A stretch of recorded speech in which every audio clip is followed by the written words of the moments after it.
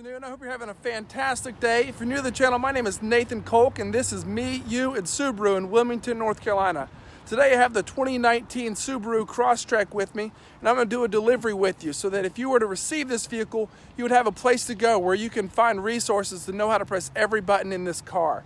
A brief overview of the Crosstrek. It first came out in 2013 just as a crossover, as they're actually first called the XV Crosstrek.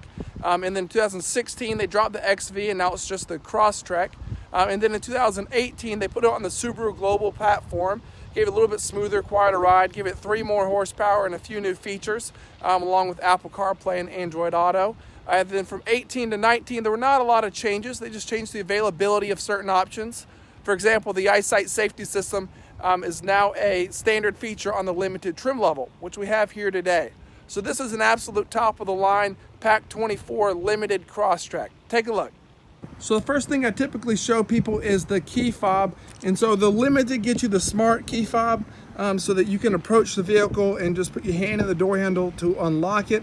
But if you're doing it from a distance, the blue Subaru symbol is the unlock. If you click it once, it unlocks the driver door, and if you double click it, it'll unlock the rest of the doors. The lock button is at the top, and the unlock the rear gate is on the bottom. This does not have a power rear gate, but it will unlock it. You also have the panic button here, and on the back there's a silver square that you would use to pull out the key, which can unlock the door if the battery's dead or unlock the glove box. With the doors unlocked, if you approach the rear of the vehicle, the latch, the button to open it up is directly underneath the Subaru symbol. You just click it, give it a slight pull, and it's hydraulic, so it's pretty easy to lift up. When we come to the back, and this one has a lot of the accessories people are looking for. You got the cargo tray on the bottom, you got the cargo net here, which opens up, you can put things inside. The all-weather mats are down in the floor of the car right now, and so you have the regular mats back here. You have got the cargo area cover, which can cover up your things in the back. And then right here you have this latch which can fold the seat down, and will also show us the seat back protectors, the rubber on the back of the seat to protect your things and make things easier to slide in and out of the vehicle. Then to shut the rear gate, you have the handle on the back of it, and you do have to pull it, but it's really not too difficult. Give it a slight push to close it. And then we will come around to the front of the vehicle, and you'll notice especially at night that we have this welcome lighting in the mirror. There's underneath the Subaru symbol, there's a light that will illuminate the doorway, which makes it easier to see and approach the vehicle. But you just put your hand in the door handle, it'll unlock the car, and you open it up. When you first come in, I typically show people the 2 rows of buttons down here for the Crosstrek. So SRH is your steering responsive headlights. So these headlights move left to right with the steering wheel, and so you can turn that option off if you don't like it. This is just a dimmer switch for the lights inside the car. So I would typically dim the lights when I'm driving at night so I'm not distracted by all the displays inside the car. Then you have your traction control. Most people don't ever turn that off, but if you're off-roading, sometimes it's a good idea to turn that off. And then we have the blind spot detection, which you can turn off. And that is the lights in the mirrors that light up when there is a car in your blind spot. Then we'll move down to the power seats here. These are just a 6-way power adjustable. You got front, back, up, and down, and then you can lean it forward and back. So that's the 6 adjustments. So let's hop inside the car. Now that we're inside the car, I'll show you the push button start. You just put your foot on the brake and you press the engine start stop button, which is to the right of the steering wheel. That is only on the limited trim level. On the base and the premium, you do have a turn key. And the first thing I do after we start up the car is get the people's phone paired, because that's the question that we get a lot. So to do that, you go to settings both on the phone and the car, and then you're going to select the phone menu on the car, and then you go to the Bluetooth menu, which is the 4th number down for iPhones, or the 4th selection down on the iPhones, and you hit add device. And then you'll see it pop up below as an available device saying Subaru BT, and you hit select it, and then you hit confirm on the screen, and your phone will be paired. So that's a pretty simple process.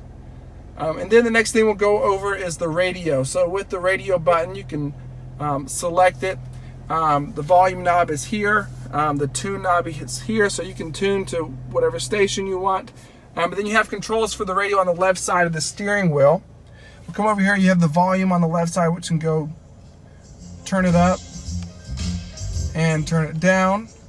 the left and right arrows are going to seek between your favorites on the radio. So you have these favorite selections here, which you just press and hold to set, and then these can scroll between them. Source is going to change your audio source from FM to AM to Sirius XM. And so those are all the controls you would need to use the radio. After the radio, a lot of people these days are obviously using their phones on Spotify and Pandora and Apple Music. And so that is done through the media button. So when your phone is connected, you'll see the Bluetooth will light up, and it will automatically start playing once you enter the vehicle if you had that selected when you left the vehicle. The left and right arrows on the steering wheel will skip songs in this mode.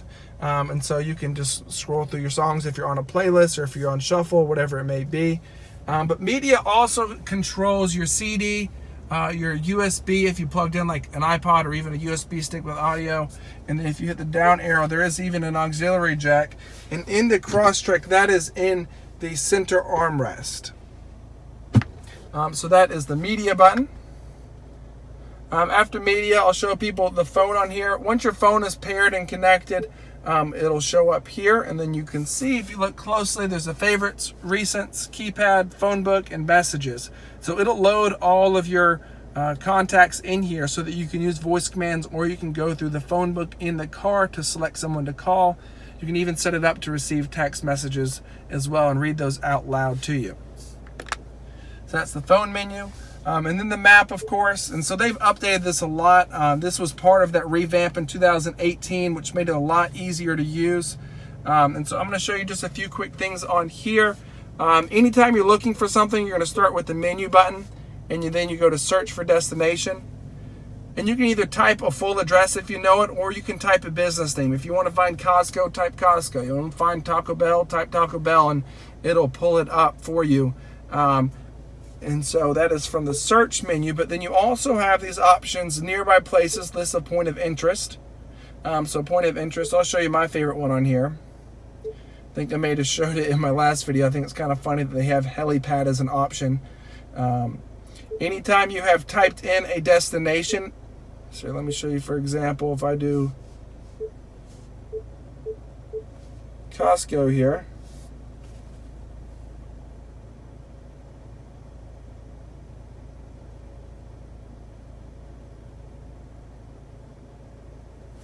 and then I select it, and then I hit go, you have this little star option. And so if you hit that star and then go back, menu, you have the favorites, and so you see Costco's there. And then to remove it, you just hit the star again and it'll go away. This is obviously touchscreen. You can scroll around and move it. If you got lost, you can hit resume and it'll center you back on the map. The little compass over here will change the orientation of the map. Right now we have a 2D direction up. If I press it again, you'll have a 3D direction up. Press it again and you have the north up, which can be a little bit confusing. But you have those options there. Continuing on with the screen under apps, you have the Apple CarPlay and Android Auto, which a lot of people look for. If you don't like to use the built-in navigation system, you can use your Google Maps, Apple Maps, or Waze. On iPhones, all you have to do is plug it in. If you have an Android, you have to download the Android Auto app, and then plug it in and accept all the terms and conditions, and it will put your screen up here. When you have your phone plugged in for either Google Play or Android Auto or Apple CarPlay, the voice command button on the left side of the steering wheel becomes your voice assistant, whether it be Siri or Google Assistant. And so sometimes that works a little bit better than the Subaru voice command system as well. I'm going to move back over here. Travel Link. Most of these cars, most of the Crosstreks, except for the base model, have Travel Link, which you'll get free for 3 years. And you can load gas prices by distance, price, or brand. Distance only if you have the navigation on the limited. The other ones will just be price and brand. You can load sports scores, stock information, and weather information as well, with your current 3 to 6 hour and your 5-day forecast. Beyond that, you have the Subaru Starlink, and honestly, that's just Subaru trying to do CarPlay before CarPlay was out, and not a lot of people use it. It is an option, but I'm not going to go over that now. And then they've added the My Subaru button for these Generation 3.1 head units, where you can schedule service appointments, call roadside assistance, and then they have a concierge option where they can buy tickets or do a hotel for you, whatever you need. So that's most of the display here. You do have these physical buttons so that you can, they're kind of like shortcuts. If you're on the media and you want to go straight to the map, you can just hit the map button, it'll pull it up there. Moving on down, we have the climate control here. It's pretty simple. The fan speed is in the middle. And then you can press this button to do the recirculate on and off. You can turn AC on and off here, and then the temperature here. Everything you control with these buttons is actually displayed for you on this top multifunction display, which shows you. So if I change the fan speed, you'll see it pops up here. Change the temperature, it pops up here. And then the last button is the mode, where it controls where the air is flowing. And we will continue to move on down. And you have your shifter, which obviously has park, reverse, neutral, drive, and then an M. Everyone always asks what the M is, and that's just a manual mode where you can see the plus and the minus behind the steering wheel to manually change the gears.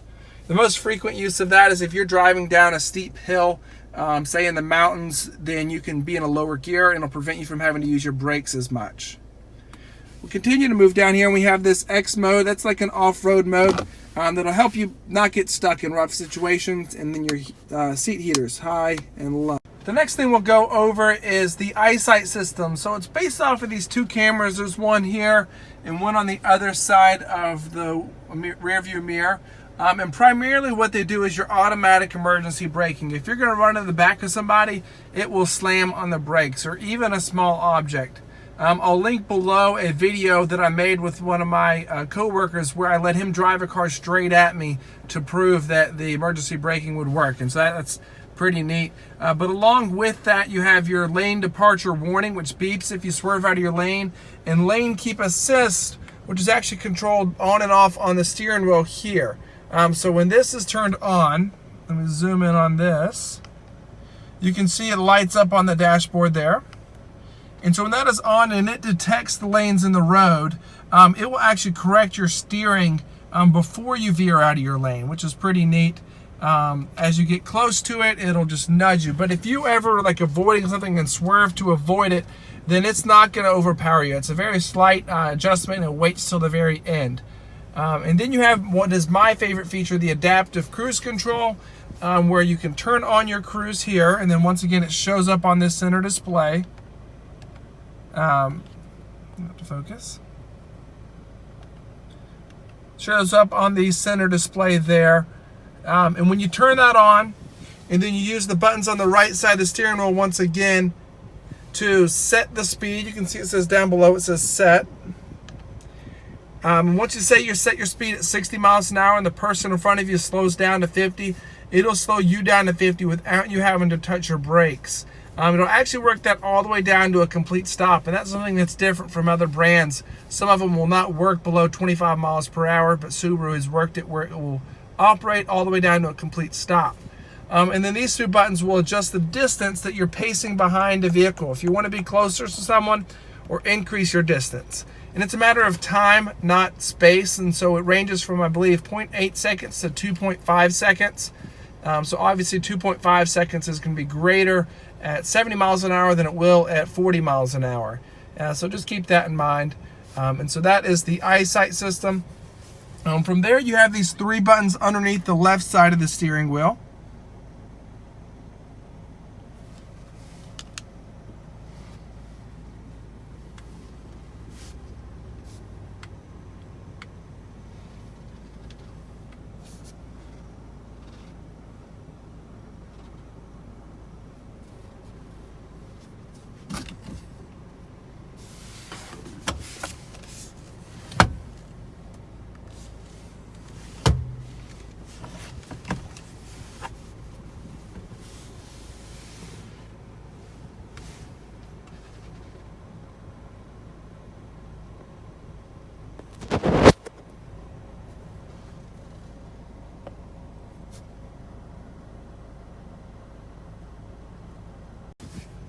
The last thing I want to show you is this info button on the left side of the steering wheel, which controls this center display on the top above the main display. So I'm just going to press it and show you what it has. And so this menu is showing you the traction of the wheels. As you drive, they'll be green on the left and they'll turn red if one is slipping. And on the right, it just shows you the angle of the road that you're on. You press it again and it shows you your EyeSight menu. So there will be a vehicle on there if it can see the other vehicle in front of you, and the sides of it will light up if it can see the lanes in the road. This one shows you your water temperature, oil temperature, and average speed. Your weather information. This is pulled from that travel link menu which I showed you before. Navigation information if your vehicle is equipped. Now playing on the radio, and a lot of fuel economy information, time and date, and then a settings menu. So then I can press and hold the settings menu, and there's more options to adjust the date and time and display beep, maintenance, a few options in there. And then this one's showing you all the safety systems and what's activated. So obviously we're not in reverse, so the reverse automatic braking is not going to be on. The automatic headlights are in the off position, and so those are not on. That's the bottom left corner. Thank you guys so much for watching. I really appreciate it. If you enjoy it, please like, comment, and subscribe. If there's anything that I can do for you, I will be happy to do it. Have a great day.